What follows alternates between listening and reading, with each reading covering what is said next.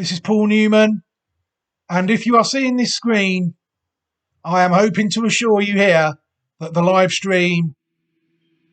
Hello everybody, and welcome back.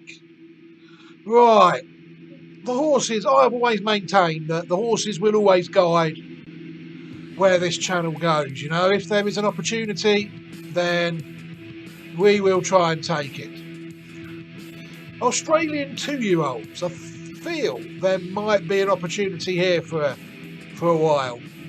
What we're going to try and do is we're going to try and identify some decent Australian 2-year-olds ahead of the leading 2-year-old end of season Australian races. For those that don't know, Australian racing works on a different calendar to us.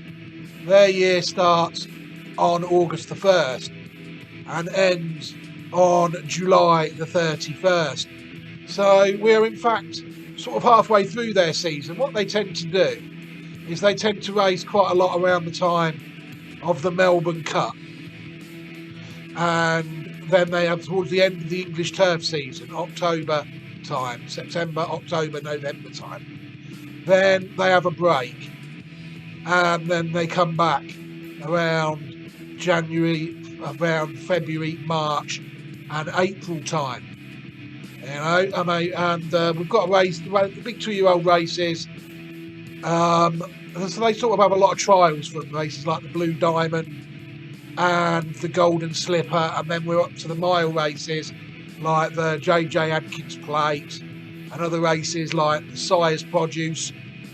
And that leads us nicely on to the first half of next season, you know, which will be sort of August 2023, when these 2-year-olds will become 3 and then go for the early Guineas and Classics, leading us up to around November, December, January time. And then we just repeat the process next year, all things being equal. So I'm going to try and keep a track on some Aussie 2-year-olds, get a few Aussie 2-year-olds out there, all in good time for these races. You know, there's a very quick turnover in Australia. It's not uncommon for horses to race a lot more often than they race in Europe. And why wouldn't you?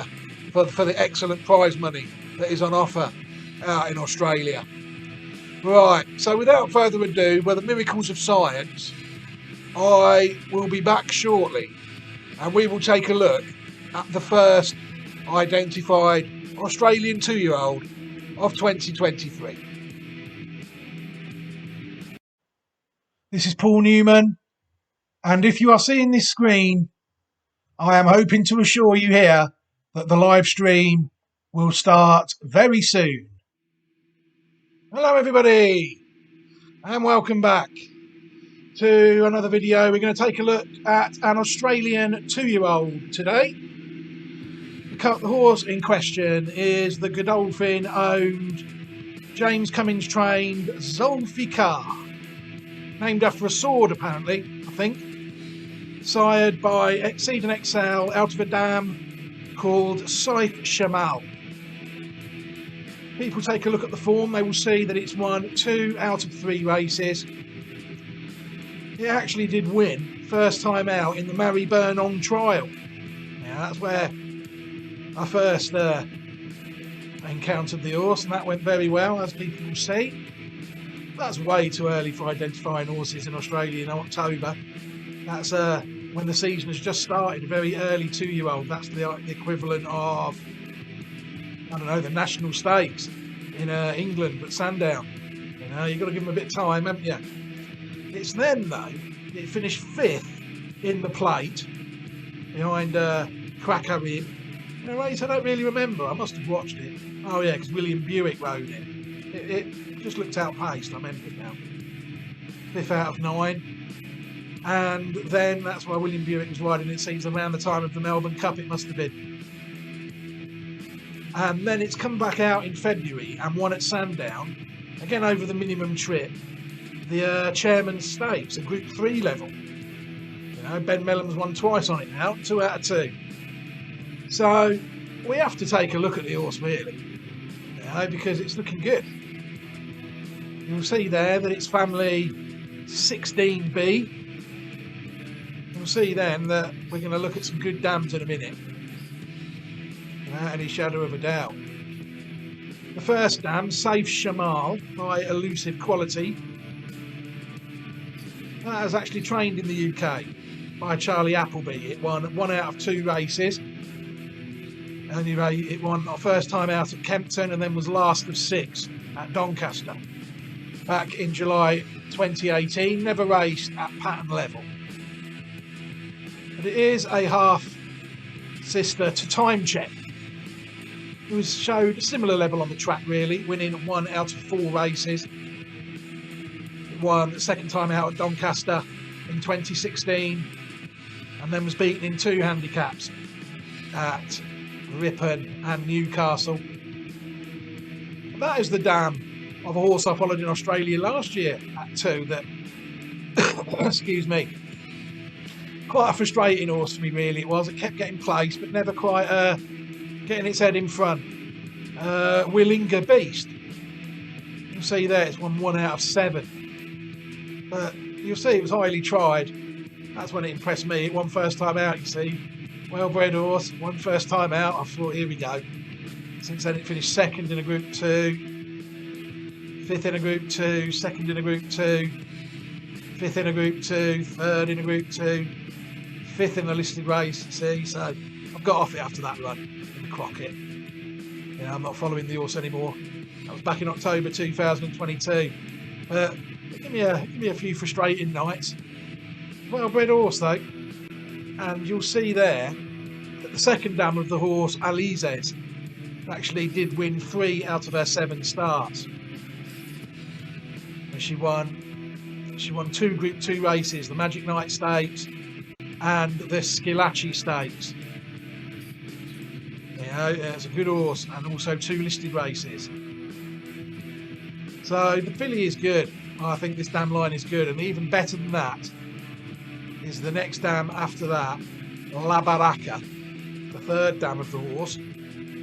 Won 6 out of 10 races and over $641,000. This is back around the turn of the century. You know, this is going back. Won the Group 3 first time out. Listed race there at Caulfield, it won.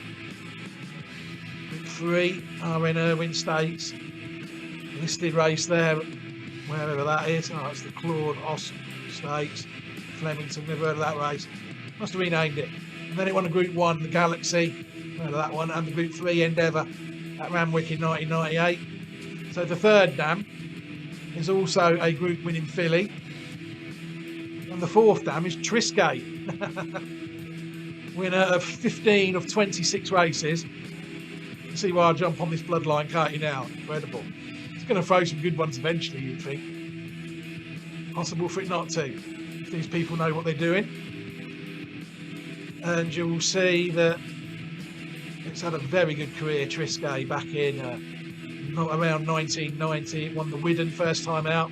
That is the race that Learning to Fly won first time out. Recently, another one on our videos, list of Australian 2-year-olds. Then won the Silver Slipper, the Blue Diamond Prelude, the Riesling. Actually beating the Blue Diamond, was it? Canny Lad was 2nd. Let's say what won the race though. It won the Champagne Group 1, Silver Shadow Group 3. It's Flight Stakes, it's a good fillies race, Group 1. Apollo Stakes, I've had a good horse win that in the past. Colette won that for me out there, so that's a decent race. Won the Australian Guineas Group 1, Group 3 Tatsel's race there, the AJC Oaks. Colette might have won that as well the year before she won the Apollo, quite possibly, I might be wrong. Queensland Guineas Group 2, Queensland Oaks Group 1, superb filly without any shadow of a doubt.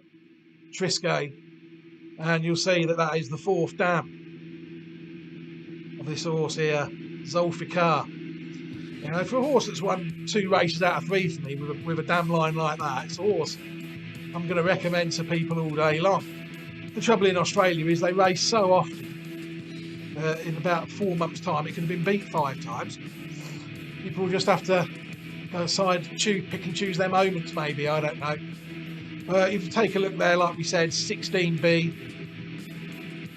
We found it quite easy on here, really, because of Triscay, obviously. There she is. But then it stops then after Triscay. They didn't do Baraka, even though La Baraka won a Group 1. You know, it's just an American-based site, this is, really. It's all over the American and the old heritage racing, really, rather than Australian classics. Australian Group 1s, there must be 50 in a season. You know, she probably took the decision to only include some and not others, which looks to be what happens. But La Baraka on the Galaxy would have come off Triscay there somewhere. Now, we haven't missed her because we go back then to 1962 after Triscay. That's our section there. There's not a lot really on there. Beliefa. No classic winners anyway. There might be Group 1 winners. Antonius Pius, that rings a bell. Interesting line, I think, mainly due to the Australian dam line, the first 4 dams. And that's why I'm willing to chance it. He actually won at Sandown, hillside track, I think it is. I'm not sure actually which one it is. They use at weekends.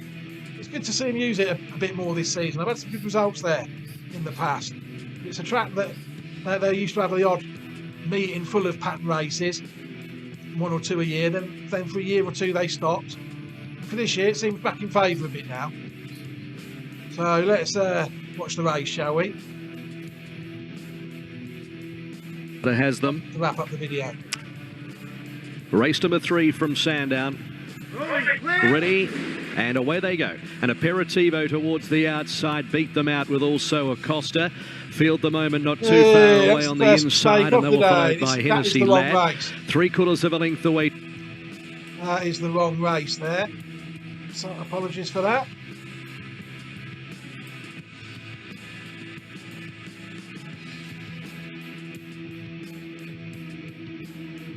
They actually wanted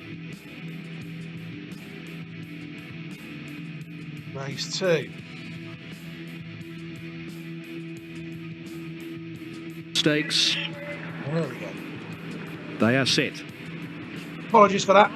Ready now. Signal from behind and away. Written Bly towards the outside. Away okay. VC jumped well with Zulfiqar on the inside and also showing speed as Perilous Fighter. Not too far away from the action as Sarah Sana in about 4th place in the light blue jacket. Then Hell's Sun on the inside. Out deeper on the track is Written Bly, and then came Miss Burgoyne and Tacito. They're tightly packed. Zulfiqar just in front from Perilous Fighter. Then came out deeper on the course VC. Sarah Sana outside of him and would spot the lead about 3. Hell's Sun has cut the corner up on the inside, and behind those horses Tacito, Miss Burgoyne and Written Bly. Zulfiqar the front runner, 400 metres to go, led by a length of VC, who's giving chase powerfully. Sarah Sana down the outside winding up, and behind those horses Tacito, it's VC and Zulfiqar together. Zulfiqar had a kick, 100 metres to go, 3/4 VC. Zulfiqar is going well, and Zulfiqar returns in grand style. VC second, Tacito has run 3rd, and they were followed by Sarah Sana, a gap Written Bly, and then well back was Hell's Sun. Miss. I thought that was quite impressive. You know, it had the early speed to get out and hold the lead. That first up record is 2 out of 2. It's obviously, it could go well fresh, this horse. You know, so bear that in mind possibly. But that was a very good performance from Zulfiqar. And you saw there what Triscay was winning. Oaks is at 3 and 4 and 5. I think that was maybe 3 and 4.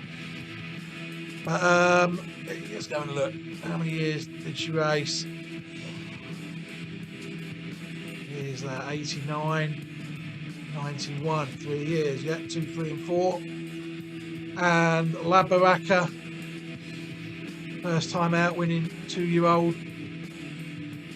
Yeah, there's hope that this horse, Zulfiqar, now it's sort of reached a certain level. It's proved to me that it's a Group horse, listed race and Group 3. So it's just a matter of how good is this horse, and we're just going to try and follow it for a while and see what it does. Alright, thank you very much everybody for watching the videos and supporting the channel. What I will do at the end of this video is I will put a couple of steers towards it. One will be to give everybody an option to subscribe to the channel should they wish to, and the other one has just got one horse on it at the moment, a list of all the other Australian horses that we are following. Just the one, what a one it could be. I've always said it only takes one. You know, I can't believe people are complaining about there only being 31 English or UK trained horses in the Grand National. I mean, how many does it take to win the race? You know, as if 32 trainers are all going to aim their best horse at the same race. It's nonsense, just total false alarm. But for enough of that, thank you very much everybody for watching the videos and supporting the channels. I'll be back soon, either on Twitch or on YouTube, whatever, Facebook. Okay, everybody, you take care, all of you. Best of luck to you all, and look after yourselves. Goodbye.